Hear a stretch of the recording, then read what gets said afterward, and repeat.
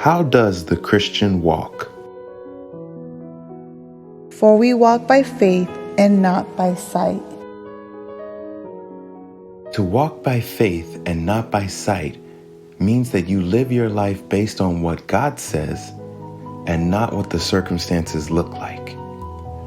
There's plenty of stories in the Bible to illustrate this, but I'd like to make it more personal. If you're struggling with a particular issue in your life, anything, addiction, family trouble, abuse, financial trouble, the Bible says, The Lord is nigh unto them that are of a broken heart, and saveth such as be of a contrite spirit.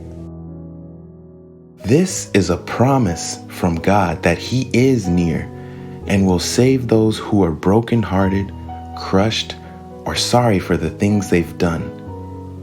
And no matter how bad things may look in your life, if you say, I believe you, Lord, and act accordingly, that, my friend, is walking by faith and not by sight.